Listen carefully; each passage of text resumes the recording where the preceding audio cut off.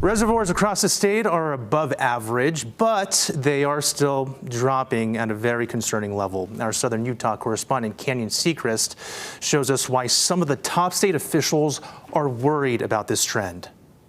Despite some strong snow years in recent past, reservoir levels across Utah are starting to slip, and it's happening fast. The Utah Division of Water Resources says the state's reservoir levels are starting to slide despite recent years of strong snowpack. While we're still holding slightly above average for this time of the year, they say the overall trend is concerning.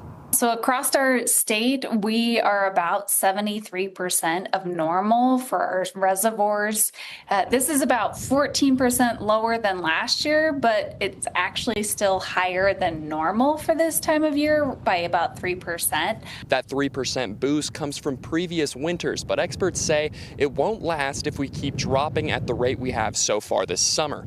From June 1st through July 1st, we saw about a 10% drop, which is quite a bit for that period. This year's 10% loss is because of low precipitation and weaker runoff from below average snowpack, especially in extreme drought areas like southern and northwestern Utah. Lake Powell and Great Salt Lake, in my mind, are really indicator lakes.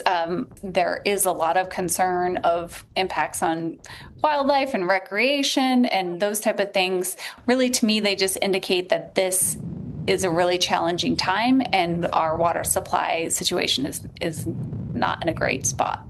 Those challenges are visible at places like Willard Bay, where infrastructure work has dropped levels low enough to close boat ramps. It's a reminder that every drop matters, and officials say it's up to all of us to use water wisely.